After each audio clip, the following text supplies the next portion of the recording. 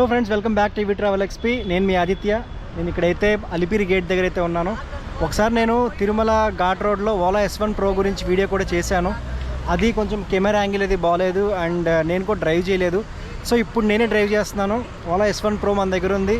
ఇక్కడ నాతో పాటు ఉన్నారు వెంకట కుమార్ గారు.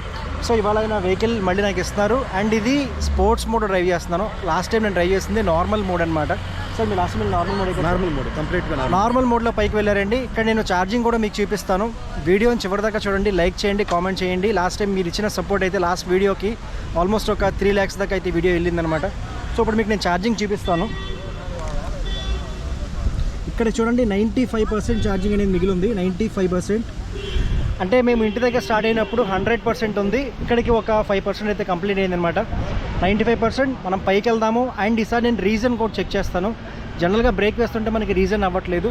ఇక్కడ మనము థ్రాటిల్ ముందుకిద్దాము కుదిరినప్పుడే మాత్రమే, ఎందుకంటే థ్రాటిల్ మనము డౌన్ ద హిల్ ముందుకిస్తే బ్రేక్ సరిగ్గా పడకపోతే మనకు ప్రాబ్లం అవుతుంది. సో కుదిరినంత మటుకు దాన్ని రీజన్ చేద్దాము. పైకి వెళ్ళి కిందకు వచ్చేసరికి ఛార్జింగ్ ఎంత మిగిలింది అనేది మీకు నేను సేమ్ పాయింట్ దగ్గర మీకైతే రిప్లై ఇస్తానమాట. సో వీడియోని చివరిదాకా చూడండి. అండ్ మనం ఓలా గురించి దారిలో మాట్లాడుకుందాము. ఫ్రాడ్ ఏం జరుగుతున్నాయి, డెలివరీస్ ఎలా కావాలి అండ్ పెర్ఫార్మెన్స్ ఎలా ఉంది స్పోర్ట్స్ మోడ్లో. వీడియోని చివరిదాకా చూడండి. గోప్రో వ్యూకి వచ్చేయండి. రైట్ అండి, నేనైతే స్టార్ట్ అయ్యాను తిరుపతి నుంచి తిరుమలకి. అప్ వచ్చేసి మనకి 16 kilometers దాకా రావచ్చు అండ్ డౌన్ వచ్చేసి కొంచెం ఎక్కువ అయితే ఉంటుంది. నేను ఇక్కడైతే స్పోర్ట్స్ మోడ్లో డ్రైవ్ చేస్తున్నాను. యావరేజ్ స్పీడ్ వచ్చేసి 50 to 55 మెయింటైన్ చేస్తాను. కొంచెం అగ్రెసివ్ డ్రైవింగే అంటే అగ్రెసివ్ హ్యాండ్లింగ్ నేను ట్రై చేస్తాను. అంటే లాస్ట్ టైంలో కొంచెం స్లోగా కాకుండా నా జాగ్రత్తలు తీసుకుంటూ నేను కొంచెం జాగ్రత్తగా అయితే వెళ్తాను. సో మనం స్టార్ట్ అయినప్పుడు ఇక్కడ 95 అండి. ఇంటి దగ్గర నేను స్టార్ట్ అయినప్పుడు 100 అనమాట. సో ఇక్కడ చూస్తున్నారు కదా 62కి వెళ్ళింది. అప్పుడే నేను మిగిలిన 3%కి మిగిలిన 5%కి నేను 3 kilometers రావడం జరిగింది. ఇప్పుడు మీకు వ్యూ అనేది పర్ఫెక్ట్గా ఉంటుంది అనుకుంటున్నాను. లాస్ట్ టైం నన్ను చాలామంది తిట్టుకున్నారు. వ్యూస్ అయితే బాగా వచ్చాయి కానీ ప్రాబ్లం అవుతుంది అనమాట. స్పోర్ట్స్ మోడ్లో మనకి యాక్సలరేషన్ అయితే చాలా దారుణంగా ఉంది. యాక్సలరేషన్ చాలా విపరీతంగా అయితే ఉందన్నమాట. ఇక్కడికి మనం 65 అనేది ఈజీగా క్రాస్ అవుతున్నాము. సో నేను కూడా మీరు 65 అయితే ఉండదు, కొంచెం తక్కువ అయితే ఉంటుంది ఖచ్చితంగా.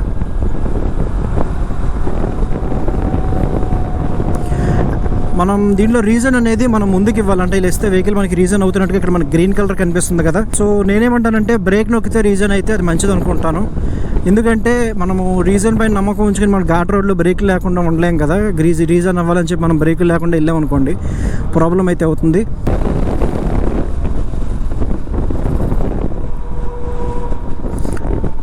ఈ స్పీడ్లో టర్నింగ్స్ అనేవి కొంచెం భయంకరంగానే ఉంటాయి. మనం చాలా జాగ్రత్తగా వెళ్ళాలి. ఈ స్పీడ్లో టర్నింగ్స్ మనం తీసుకోలేము. సో కానీ చాలా జాగ్రత్తగా డ్రైవ్ చేసుకుంటూ వెళ్తున్నాము. సో మనకి ఇక్కడ 70 kilometers స్పీడ్ చూపిస్తుంది కానీ నేను మ్యాక్సిమం ఆ స్పీడ్ టర్నింగ్స్ తీసుకోవట్లేదు. కానీ రైడింగ్ అయితే కొంచెం ఫాస్ట్గానే చేస్తున్నాను. హార్ష్గా అయితే కాదు, నేను ఫాస్ట్గా చేస్తున్నాను అనమాట. ఇది సింగిల్ వే కాబట్టి మనం వెళ్ళిపోవచ్చు, పర్లేదు. అండ్ కొంతమంది నాకు నోటీస్ కూడా వచ్చిందండి, చాలా విపరీతంగా ఫ్రాడ్స్ జరుగుతున్నాయి ఓలాలో. ఇదివరకు డీలర్షిప్ కావాలా అని చెప్పి ఫ్రాడ్స్ జరిగేవి. ఇప్పుడు వాళ్ళైతే డెలివరీస్ ఇస్తున్నప్పుడు మీకు డెలివరీస్ కావాలని ఫ్రాడ్ జరుగుతున్నాయి. చాలామంది కాల్ చేస్తున్నారు, మీకు అకౌంట్లో డబ్బులు వేయమంటున్నారు. అండ్ వాళ్ళు ఒక నోట్ ప్యాడ్స్ అంటే ఒక అఫీషియల్ డాక్యుమెంట్లో రిలీజ్ చేస్తున్నారు. ఓలా ఎలక్ట్రిక్ మొబిలిటీ పైన భవిష్ అగర్వాల్ సైన్తో వాళ్ళు ఒక అకౌంట్ నెంబర్ క్రియేట్ చేస్తున్నారు. ఓలా ఎలక్ట్రిక్ మొబిలిటీ అని ఉంటుంది, కింద స్టేట్ బ్యాంక్ అని యూనియన్ బ్యాంక్ అని ఉంటుంది, అకౌంట్ నెంబర్ ఉంటుంది. ఈ అకౌంట్ నెంబర్లో మనీ వేయమంటున్నారు. మీ డీటెయిల్స్ వాళ్ళకే తెలుసు అనుకుంటున్నారా? మీరు చిన్న ట్రిక్ అండి. మీరు ఓలా కస్టమర్ కేర్ అని చెప్పి గూగుల్లో సెర్చ్ చేస్తారు. ఒక నెంబర్ వస్తుంది. ఆ నెంబర్కి మీరు కాల్ చేస్తారు. అదైతే ఓలా కస్టమర్ కేర్ కాదు. ఆ నెంబర్ మీకు 1800 స్టార్ట్ అవ్వాల్సింది, అది 800 స్టార్ట్ అవుతుంది. ముందైతే 1 ఉండదు. 800తో మనకి సిమ్స్ బయట అవైలబుల్గా ఉంటాయి కదా.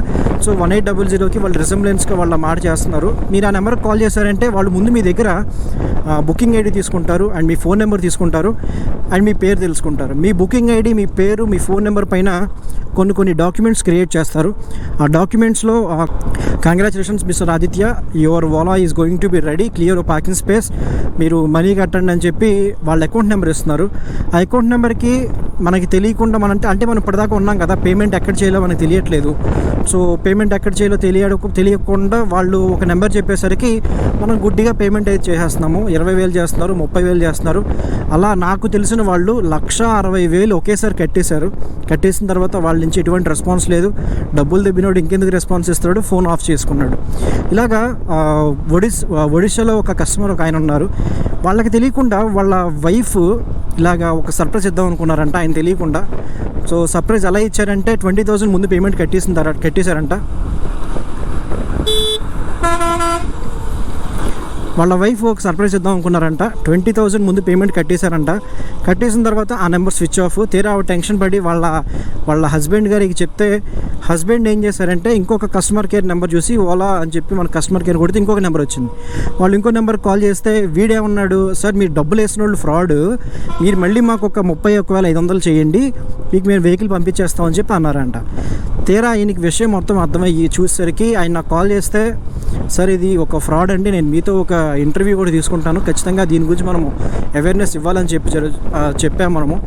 నాకు ఒక అర్థం కాని విషయం ఏంటంటే ఓలా ఇంత ఫ్రాడ్ జరుగుతున్నా కనీసం వాళ్ళు ఎందుకు ఒక పేపర్ యాడ్ లాంటిది ఒక టీవీ కమర్షియల్ లాంటిది ఇవ్వలేకపోతున్నారో నాకైతే అర్థం కావట్లేదు. ఒక కమర్షియల్ లాంటిది ఇచ్చి ఉంటే కనుక కస్టమర్స్కి ఈజీగా తెలిసేది అది ఫ్రాడ్ అని చెప్పి. లేకపోతే చాలామంది లాస్ అయితే అయిపోతున్నారు. కనీసం వీళ్ళు పేమెంట్ ఎలా చేయాలని ఎక్కడ ఒక ఇన్ఫర్మేషన్ అయితే లేదు. నేను చెప్పాలనుకుంది ఏంటంటే చాలా జాగ్రత్తగా చూడండి, మీకు యాప్లో మాత్రమే పేమెంట్ చేయండి. యాప్లో కాకుండా మీరు ఎక్కడైనా పేమెంట్ చేస్తే మీ డబ్బులు అయితే లాస్ అయిపోయేందుకు చాలా అవకాశం అయితే ఉంది. సో ఇక్కడికి మనము మాట్లాడుకుంటూ 7 కిలోమీటర్స్ అయితే వచ్చాము. అండ్ స్పీడ్ చూస్తున్నారు కదా, 52, 53, కొన్ని చోట్ల 60. నేనైతే హైపర్ మోడ్లో ఎక్కేందుకు ధైర్యం చేయట్లేదు. నేను హైపర్ మోడ్ డ్రైవింగ్ అనేది నాకు పెద్ద ఇంట్రెస్ట్ కాదు. నేను ఎప్పుడు అంతంత స్పీడ్స్ అనేది నేను నా వెహికల్ని డ్రైవ్ చేయను. సో నేను స్పోర్ట్స్ మోడ్లోనే డ్రైవ్ చేస్తున్నాను. సో మన ముందు కియా సెల్టోస్ అయితే వెళ్తుంది. దీన్ని మనం ఓవర్టేక్ చేసేద్దామా? ఎస్,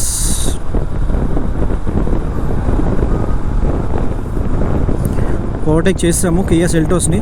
వాడు వెళ్ళనా వద్దా అనుకుంటున్నాడు. సో నేను మీకు కొంచెం దూరం వెళ్ళిన తర్వాత అప్డేట్ అయితే ఇస్తాను. మోకాళ్ళ పర్వతం దాకా వెళ్ళాక బాగా స్టీప్స్ వస్తాయి కదా, స్టీప్స్ వచ్చాక మీకు నేను అప్డేట్ ఇస్తాను. ఎస్, మనం పైకి ఎక్కుతున్నప్పుడు ఖచ్చితంగా బ్రేకింగ్ అనేది ఇస్తూ ఉండాలి, లేకపోతే మనకి ఘాట్ రోడ్లో బ్రేకింగ్ లేకపోతే కష్టం కదా. స్పీడ్ అయితే అల్టిమేట్గా ఉంది. అండ్ మోటార్ నుంచి కూడా కొంచెం సౌండ్ వస్తుంది కుయ్యని. టర్నింగ్స్లో మనము పక్కా కాన్ఫిడెంట్గా తిప్పచ్చు వెహికల్ని. అదైతే నేను ఓలాలో అప్రిషియేట్ చేస్తాను. Because of that long tyre, అంటే మనకి విడ్త్ ఎక్కువ ఉన్న టైర్ వాడడం వల్ల మనం టర్నింగ్స్లో బాగా కాన్ఫిడెంట్గా తిప్పచ్చు. అండ్ హ్యాండ్లింగ్ కూడా బాగుంది. ఇంకెక్కడి నుంచి కొంచెం కర్వ్స్ అనేవి స్టార్ట్ అవ్వచ్చు. లాస్ట్ టైం నేను బండి డ్రైవ్ అయిపోయేసరికి కొంతమంది కామెంట్లు కూడా పెట్టారు, భయ్యా మీ యాక్సెస్ చూపించుకునేందుకు వీడియో పెట్టారా అని. అప్పుడు నాకు డ్రైవ్ చేయడం కుదరలేదండి. కరెక్ట్గా అదే రోజు వెహికల్ డెలివరీ అవ్వడంతో నేను డ్రైవ్ చేయడం కుదరలేదు. ఇప్పుడైతే నేనే డ్రైవ్ చేస్తున్నాను. లాస్ట్ వీడియో అసలు నేను ఎక్స్పెక్ట్ చేయకుండా 2,70,000 వ్యూస్కి అయితే వెళ్తుంది. కనీసం డైలీ ఒక 70,000 వ్యూస్ అనేవి వస్తున్నాయి. అండ్ యావరేజ్ వ్యూయింగ్ టైం కొంచెం తక్కువ అయితే ఉంది. ఈ నెలరు మన నెలనెవరు. సో ఫ్రెండ్స్, నేనైతే తిరుమల పైకి అయితే వచ్చాను. ఇక్కడ నేను పని చూసుకుంటున్నాను. అంటే దర్శనం కోసం నేను రాలేదు, చిన్న పని పైన అయితే వచ్చాను నేను. ఇక్కడికి మీకు ఛార్జింగ్ చూపిస్తాను. అయ్యో, ఇది ఆగిపోయింది ఛార్జింగ్. ఒక్క నిమిషం అండి.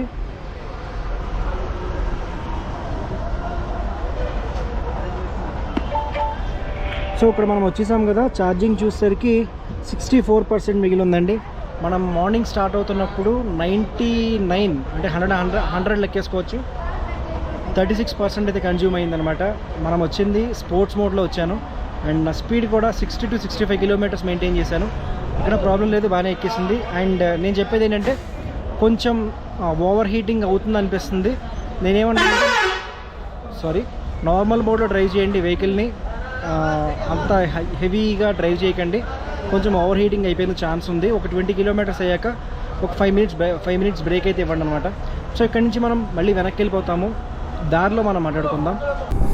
సో ఇక్కడి నుంచి మనం మళ్ళీ బ్యాక్ అయితే అయిపోతున్నాము. అండ్ ఇక్కడి నుంచి నేను బ్రేకింగ్ కూడా మ్యాక్సిమం తగ్గిస్తాను. అండ్ మ్యాక్సిమం నేను ఏమంటానంటే రీజనరేటివ్ బ్రేకింగ్, అంటే థ్రాటిల్ ముందుకి తిప్పడం కంటే బ్రేక్ పైన మనం రిలై అవ్వడమే బెటర్. ఎందుకంటే దిగుతున్నప్పుడు బ్రేక్ వేయలేదనుకోండి, బండి లోయల్లోకి వెళ్ళిపోతే ప్రమాదం అయితే ఉంటుంది. సో మనము కుదిరిన చోట కుదిరినంత వరకు మనం రీజన్ వాడదాము, లేదా మనం బ్రేకింగ్ వాడదాం. అండ్ ఇక్కడ నుంచి నేను నార్మల్ మోడ్లోనే కిందకి డ్రైవ్ చేస్తున్నాను. ఇప్పుడు నేను స్పోర్ట్స్ మోడ్లోకి మార్చాను. స్పోర్ట్స్ మోడ్లోకి మార్చినా కూడా మనకి ఇక్కడ పెద్దగా యూజ్ ఉండకపోవచ్చు, ఎందుకంటే మనం దిగుతూనే ఉన్నాం కాబట్టి పెద్దగా యూజ్ అనేది ఉండకపోవచ్చు. 43rd కర్వ్లో ఉన్నానండి. మ్యాక్సిమం రీజన్ ట్రై చేస్తున్నాను నేను. అసలు బ్రేక్ పైన చెయ్యి అయితే వెళ్ళలేదు. సో వెహికల్ స్లో అవుతుంది కానీ మరీ అంత కాదు.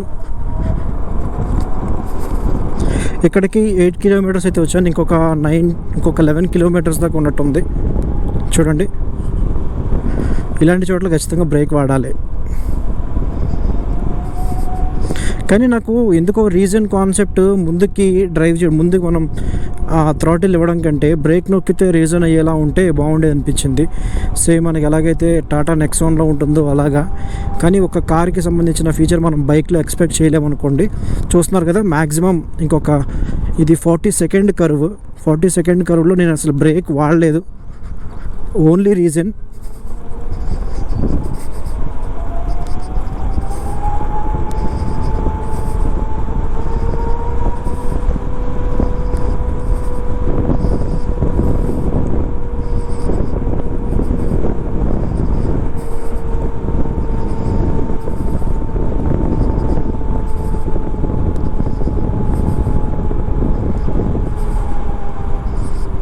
First curve.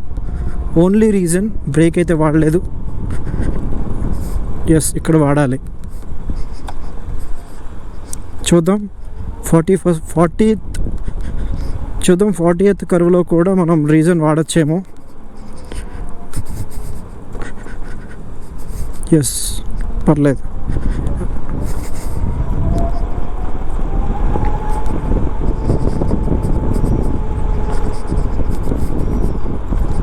ఇక్కడ మళ్ళీ రీజన్ పెట్టాను. రీజన్ పెడుతున్నప్పుడు లెఫ్ట్ సైడ్ మనం కర్వ్ తీసుకుంటున్నప్పుడు మ్యాక్సిమం మనం బ్రేక్ అనేది వాడాల్సి వస్తుంది.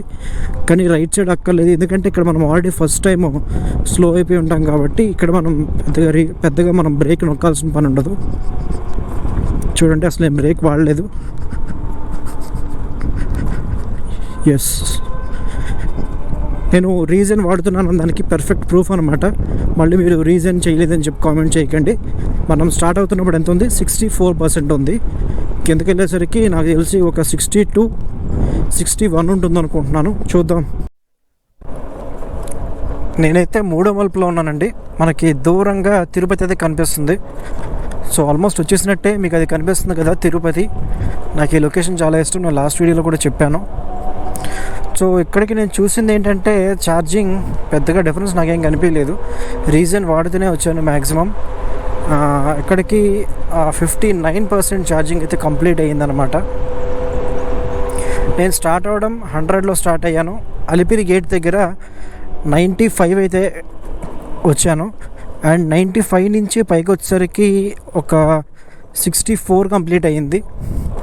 సో 64 నుంచి ఇక్కడికి 59 అయితే ఉందన్నమాట. మీకు నేను ఎండింగ్లో ఇంకొకసారి చూపిస్తాను, చూడండి. సో ఇదైతే లాస్ట్ మలుపు. ఇంకొక 2 కిలోమీటర్స్లో మనకి అలిపిరి గేట్ అయితే వచ్చేస్తుంది. మలుపు నెంబర్ 1. ఎస్, ఇక్కడికి మలుపులన్నీ కంప్లీట్ అయిపోయాయి. ఇంకొక 2 కిలోమీటర్స్లో మనకి అలిపిరి వస్తుంది. అలిపిరి గేట్ దగ్గర మీకు అప్డేట్ ఇస్తాను మొత్తం ఛార్జింగ్ ఎంత మిగిలి ఉందనేది. నేనైతే ఒక 58 or 57 ఉంటుంది అనుకుంటున్నాను. చూద్దాం ఎంత ఉంటుందో. వీడియోని లైక్ చేయండి అండ్ కామెంట్ చేయండి. వీడియో ఎక్కడ దాకా చూస్తారంటే మీకు నచ్చే ఉంటుంది. ఈవీ ట్రావెల్ ఎక్స్పీ ఛానల్కి సబ్స్క్రైబ్ అవ్వండి. సో ఫ్రెండ్స్, ఇక్కడైతే నేను అలిపిరి గేట్ దగ్గర అయితే ఉన్నాను. కిందకైతే వచ్చేసాను నేను. ఇక్కడ మీకు ఛార్జింగ్ చూపిస్తాను, చూడండి. 59% ఛార్జింగ్ అయితే మిగిలి ఉంది. నేను ఇందాక చెప్పాను కదా, 95కి ఇక్కడ స్టార్ట్ అయ్యాము. పైకి వెళ్ళి 64 అయ్యింది. 64కి స్టార్ట్ అయ్యాము. ఇక్కడికి ఎందుకు వచ్చేసరికి అయితే 59 అయ్యిందనమాట. సో టోటల్గా మనం ట్రావెల్ చేసిన distance 41 kilometre, 35 km/h. So 35 km/h average speed అయితే వచ్చాము. ఇది స్పోర్ట్స్ మోడ్లో అనమాట. So that's it for the video. కనుక నచ్చినట్లయితే దయచేసి లైక్ అండ్ కామెంట్ చేయండి. ఈవీ ట్రావెల్ ఎక్స్పీ ఛానల్కి తప్పకుండా సబ్స్క్రైబ్ అవ్వండి మరియు బెల్ నోటిఫికేషన్ క్లిక్ చేయండి. It's Aditya signing off. Thank you. Bye by.